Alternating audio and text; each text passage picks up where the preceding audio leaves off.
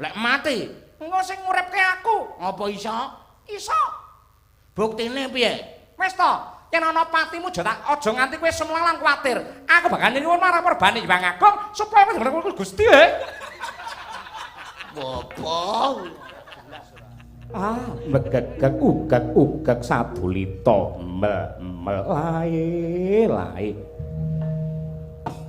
Ndara Arjuna nuwun sewu. Kula mboten maido dumateng awrating panandhang aboting lelampahan.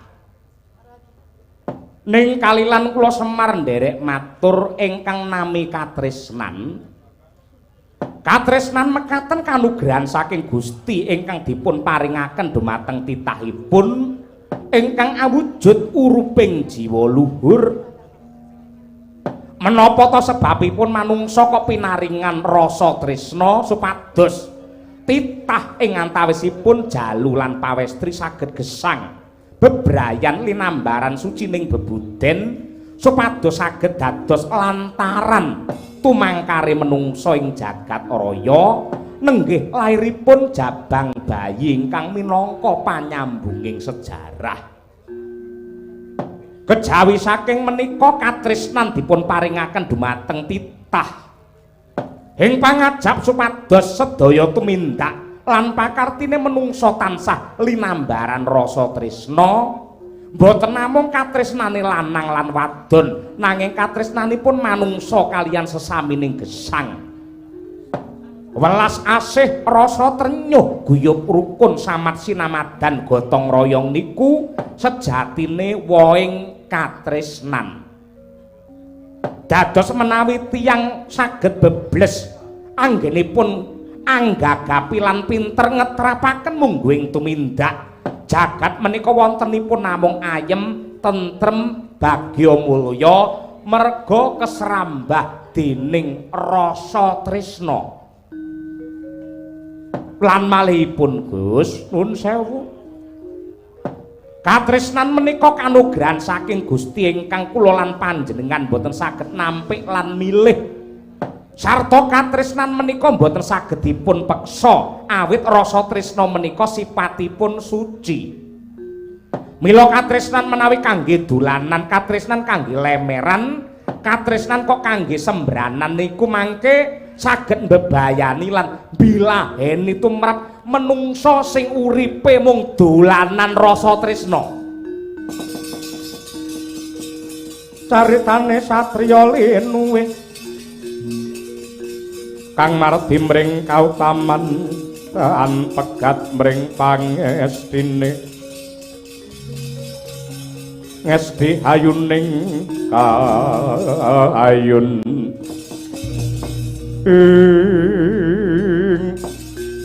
Kakang Badranaya remuk rempu kang dadi rasaku ing atase lagi endah-endahe pepasian kelawan garwaku ing lagi mbobot ya kuwi Bathari Dresanala nanging keparengi Kanjeng Rama Bathara Brama kudu pinisahake aku kepingin nekseni lan ndongaake lairing jabang bayi gendong sarta angudang ambebisik talingane mawa sucine sabda saka Gusti ingkang nyipta jagat nanging nyatane ripalungguhan iki gagar wigar yen sampeyan pancen tresna kaliyan ingkang garwa sampeyan asih kaliyan anakmu nadyanto adoh papane sampeyan ora bisa ketemu ning yen mangsurung nganggo donga puji dikir kidung suci mantra rahayu kula percaya niku mangke bakal dadi payung tumrape ingkang garwa lan ingkang putra supados dados satriya ingkang sembaga wirukama Gus Lasmara Sangaradana Isma nira kamanungsan Kakang Badranaya pripun Den sak mundure wadyabala saka Tunggul Malaya lah kok dadi iki ana nom-noman durung sepira umure parandene malang kadhak kaya ora ngerti tata krama ana ngarepku. Mang dangu kemawon napa bocah niki enten gandeng cenenge kalian para buta kala wau. Nggih. Teja-teja Suleksana, tejane wong kang anyar katon. Ngarep endi kang siredya, mburi endi kang pinangka tigas kawuryan sapa sinambating wewangi. Kowe iki omong apa? Teja-teja Suleksana, tejane wong anyar katon, ngarep endi kang sinedya, mburi endi kang pinangka tigas kawuryan sapa sinambating wewangi. Aku radong sik ndok ucapake mau apa? Sampeyan jenenge sapa? Lah ngono malah jelas. Jaman kaya ngene ngangge teja-teja. Sapa sing doang ngono kuwi? Tegese kowe mengoyak basa sing endah ning sing bisa nikmati ya awakmu dhewe.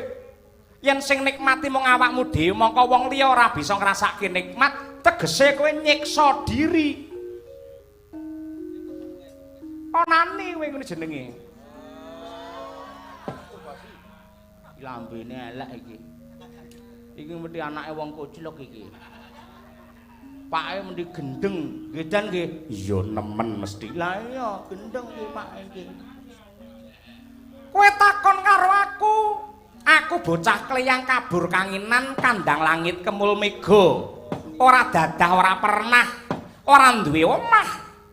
Jenengku Bambang Wisanggeni. Wah, lemetet kaya ngono ora. Sinten naminipun? Aku Bambang Wisanggeni. Wong bagus kowe sapa? Tambuh marang aku jenengku Janaka. Janaka. Ing atase piyayi gantenge kaya ngono kok ditutne kewan papat. Endi? Kuwi papat ki ngarep dhewe ireng gek elek kuwi. Pancen bener kepara nyata sing papat ki pancen bangsane satu. Ya, bangsane kewan.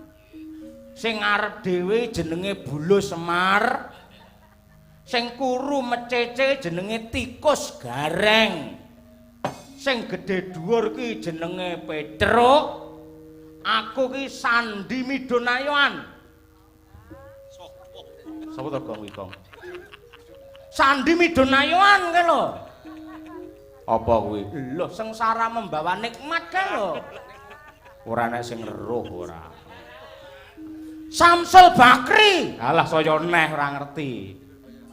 Kae lho sing kae lho Siti Nurbaya kae. Ora nek sing ngerti. Yen jaman saiki iki ya sing artis era-era saiki kae. Kae sing dadi pemain AADC kae, sing dadi Rangga kae lho. Kae gedhe dhuwur, piyayine ganteng ngono kuwi. Ngono kuwi pas lek saiki ngono kuwi mbanyel bangsa lawas ngene ora nek sing ngerti ora. Mosok to? Iya ora ngerti. Aku Semar. Oh, Semar. Iya, Sing kuru, aku Gareng. sing dhuwur, Petruk. mburi dhewe. Kokong. Kokong. Melu cilik to. Melu no diselarasne karo kuwi ya. Ya selungguh sing apik. Iya. Ora. Sudah meneng sik. Kowe arep ngopo? Aku goleki bapakku. Bapakmu ana ngendi? Loh, Yen aku ngerti bapakku mapane ana ngendi ora tak goleki. Mergo aku ora ngerti mula tak goleki. bapakmu jenenge sapa? Aku lali. Kowe wae ora ngerti, kowe dhewe lali apa meneh aku. Mula kowe iki nitik saka perbawamu iki duwe kekuatan sing gedhe, duwe pangaribawa sing luhur. Kowe mesti satriya sing pinter. Tuduhna pakku jenenge sapa? Yen aku ora bisa nuduhke, yen ora bisa nuduhke sing gedhe pangapuramu, aku tegel tega mentala ngajar karo kowe. Gunjing langit kelap-kelap katon. Ler kincanging alis risang maweh gandrung. Mbagagak ugak sadulita mel. Ndara Wisanggeni. Wisanggeni. Sampeyan bejo lho niki wau. Ndara kula niki wau Ndara Janaka iki lagi susah, lagi sedih, lagi gempung rasane, parandene malah manggura-godha. Niki wau mboten bramantya, mboten nesu kalih sampeyan niku sampeyan wis bejo. Aku ki takon kok ning sampeyan ngancam ngono kuwi ngoten kok. Malah ripalungguhan iki ngeten mawon. Yen pancen sampeyan ra ngerti utawa lali bapak sampeyan niku sinten, mang bali sik. Mang cetake, mang genahke, syukur yen mang tulis men cetha bapak sampeyan niku jenenge sapa. Jenenge ora ngerti arep takon karo wong liya. Kuwi wong tuwa nyapa kok mesti ngono ngapa to kuwi? Niku jenenge pancen ya lagake kaya ngono kuwi. Sapa ki mau? Kula Gareng. Sampeyan Bambang Wisanggeni to? Heeh. Ngerti kowe Pakmu? Ora ngerti. Gandeng kula mboten ngerti ngeten mawon. Gandeng kula menika ing antarane anake Semar niku pirangane bocah sing kula menika mboten dadi anak. Upama sampeyan tak pek anak dadi anake Gareng ngoten pripun? Mangke kula tambahi jeneng sampeyan Bambang Wisanggeni Gareng Saputra. Oh, BW terus bar kuwi gak GS. Iya. Pripun? Ampun kuwatir dadi anake Gareng kok penak. Ngomangan aku melu sampean. Lho. Engko omah aku ya nunut sampean ngoten niku. Nek sampean bisa mulyake karo wong tuwa, oh, cadangane sampean swarga. Mergo sampean bisa netepi tembung putra. Put niku ngentas trokin neraka. Dadi anak sing bisa ngentas marang panandange wong tuwa. Pripun? Moh. Mbok gelem. Moh. Sithik ae kok. Anak Siti karemu piye? Gelem ora? Ora gelem. Ora gelem ya wis. Padha utuhe kok.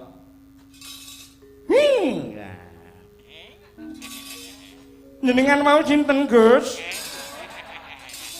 Bambang Wisanggeni kok tekan takone piye to pintet? Ora. Oh, malah iso nembang barang ya ora. Ngeten mawon, pun kula sukarela mangke mbantu kalih sampeyan goleki Pak sampeyan, gitu.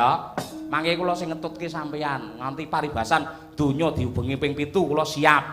Nggih. Mengko yen ana ngeliye sampeyan engko mlebu ning warung, ampun kuwatir. Engko bar mangan engko mesti sampeyan tak bayar rono, ngono. Piye? Apa kuwi? Kowe mau politik padha karo Gareng mau butuhe mung golek urip bola-bali kere-kere. Iki nek Mas Gareng kere-kere ngono kuwi melu-melu ora. Bola-bali ora mbejaji babar pisan. Gelem ora? Mah. Gelem ora? Mah. Malah saya dhuwur ora. Mau ya mau saya dhuwur ora. Ya. Bambang Wasion Ganion. Kowe omong apa kowe? Lho, asline sampeyan iki sewa tembung Arab Wasion Ganion. Ponokawan niki wau nggih kok Arab kabeh. Semar Gareng Petruk Bagong niku saka tembung Samir Khairi Fatruk Minal Bagho. Sing tegese tindakno babakan kebecikan, tinggalno babakan sing dolim. Bagho itu tegese dolim. Lah ngono kowe dolim kowe. Bagho ki dolim. Lah iya ngono kowe dolim kowe. Dolim ora apa-apa ning lek arep bapakku apik. Oh, dolim. Bagi arep ditulungi malah ngelok dolim. Engko kabeh do melu-melu angger mudhun kok panggung mesti monggo dolim mesti ngono kabeh. Ora apa.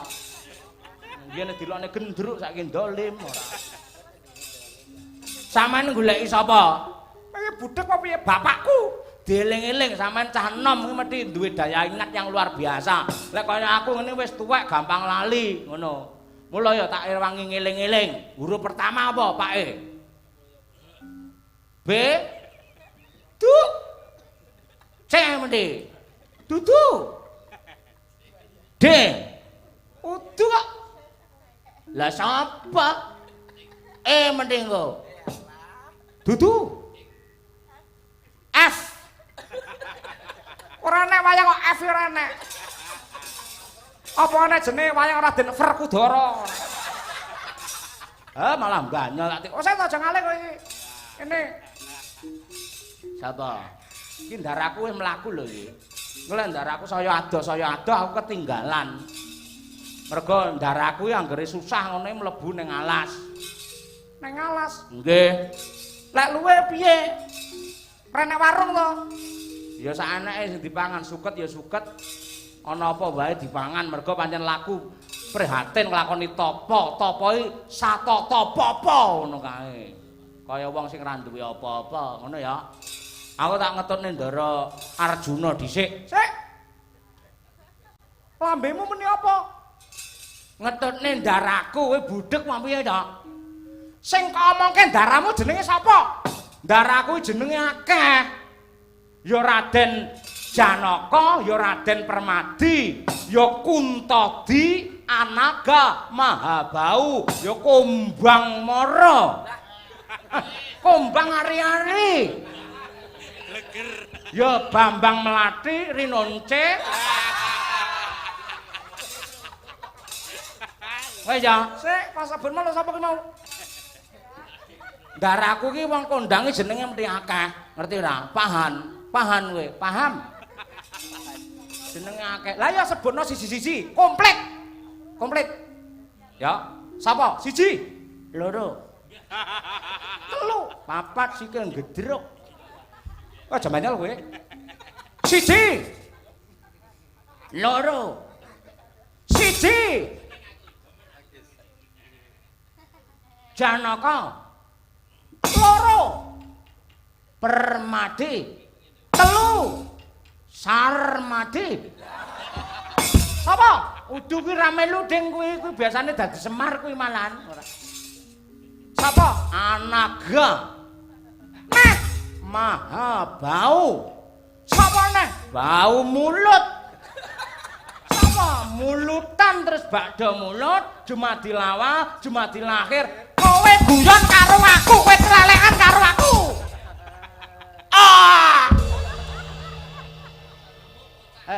Ngerti ra iki jenenge mustaka. Mustaka iki ngene sarape iki jutaan ning kene kok tutuke rumangsamu iki piye? Wong pakku lho, ora tau nutuki kowe melu nutuk. Padha lanange nutuk, nutuke mbok sinden kuwi ditutuk.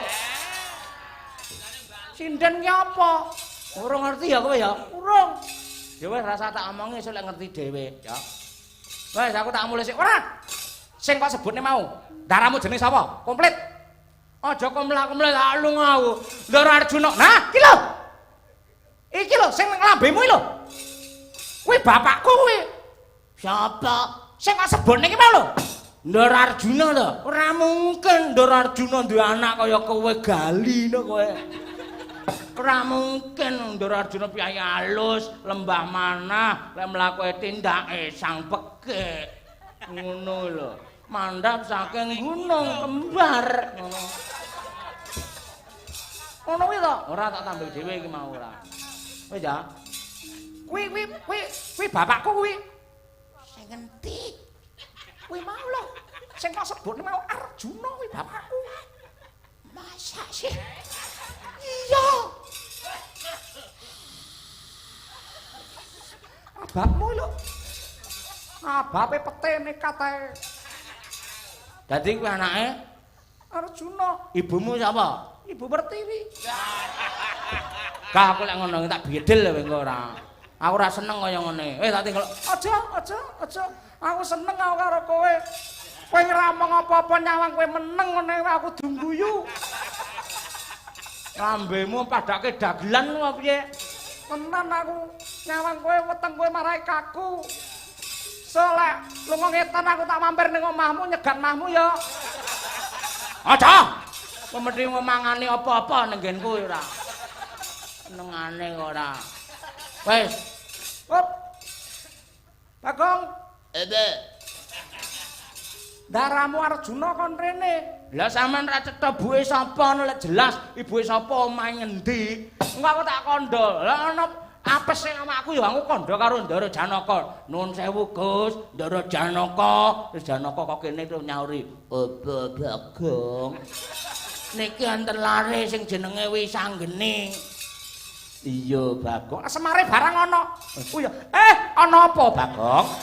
Heneng apa? Iki lho Pak, ana sing ngaku-aku anake Ndara Janaka. Mosok ngaku anakku apa iya Kakang Semar? Nggih. Gang piye lakone kaya ngene, Gong. Lah iya to Pak, aku ya nggumun aku. Kok ya ono-ono wae. Begegek uga Gong. Suwi-suwi aku semaput dapuk telu aku. Lucu banget iki ya. Oh, kekrek ora. Karene. Ya. Sake aku arep pomo karo kira mesake, ora bakal aku nuruti karepmu ngono kuwi tenan. Iki resikoku gedhe, ngadem Ndara Janaka lek nganti kono kuwi ngegerak penggali nesu, engko mesti diantem sak kayange. Yen ana laramu sing nambani aku, lek mati, engko sing nguripke aku, ngopo iso? Iso. Buktine piye? Wis to, yen ana patimu aja nganti kowe semlalang kuwatir. Aku bakal nyuwun marang Purbane Hyang Agung supaya bener-bener Gusti Apa? Gus, Opo Bagong? goleki lho. Sopo Bagong? Wasiun Ganiun. Oh. Ngopo? Jare anakmu, jare anake jenenge Arjuna. Arjuna lek sampean to, sampean lek Juna to. Heeh. Kuwi anake sing demeng to. Ora.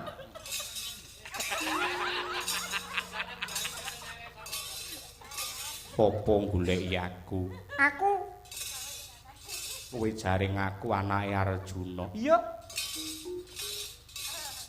Wisanggeni anake Rama Arjuna jarene Bagong, jenengmu ki akeh. Jenenge yen akeh ngene jare Bagong, men yen duwe perkara angel digoleki polisi jare. Aja tambah-tambahi. Masem ora sodok blosor ora. Iki wonge gampang nesu ora, cengkiling.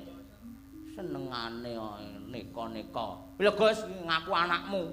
Yen pancen anake Janaka, ibumu sapa? Aku ora ngerti. Agyat risang kapirangu rinangkul kinempit-kempit dosang reknaning bawana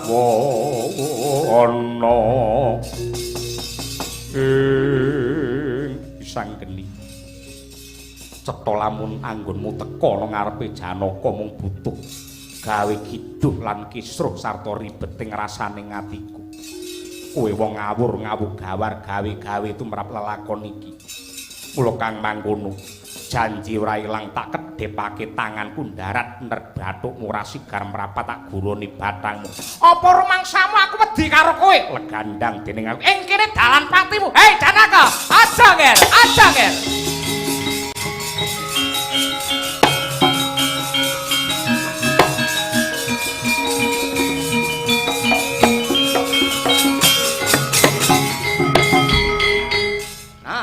Anggere Narada metu iku kudune iso ngrampungke perkara. Anggere wis kari rampunge kowe metu kaya polisi India kuwi. Bakal apa? Dirampungi. Iki geger iki antara Ndara Janaka karo Wisanggeni arep padu iki. Janji kowe dadi dewa ora iso ngrampungi aja takon dosa. Tak suntik kowe engko. Aku lek suntik mah aku pelae aku. Aku ya gelem Bagong nun mundura pukul Narada kados pundi yen kowe tega mentala karo bocah iki padha karo kena ndak arani suduk gunting tatu loro bacok-bacok landesan dengkul sing dibacok tugel dengkule katut tatas pisan Apa to sebabe kaya mangkono?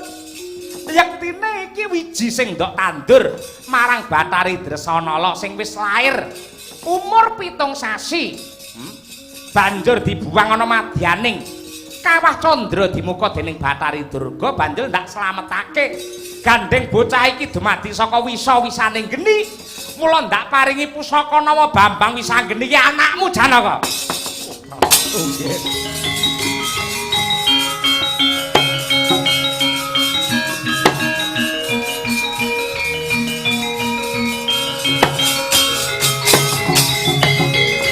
Sembahku katur Rama. Iya, anakku bocah bagus Wisanggeni wis ndak tampa. Sing gedhe pangapuramu. Aku wong tuwa sing ora patut dipundi-pundi tinuwata lan tinuwi-tuwi.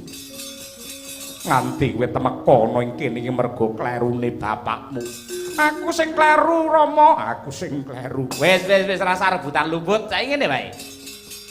Banjur becike bocah iki bakal kula kanthi sowan sungkem wonten ngarsanipun ibunipun. Yen kowe goleki ibune si Wisanggeni ana Kahyangan Argadana ora bakal ketemu. Sebabipun menapa kukulun? Karana nalika Dresanala babaran semaput ora eling Purwadaksina karo Ratu Tunggul Malaya Dewasrani diboyong diberadat. Ripalungguhan iki mapan ana ing negara Tunggul Malaya. Setan alas.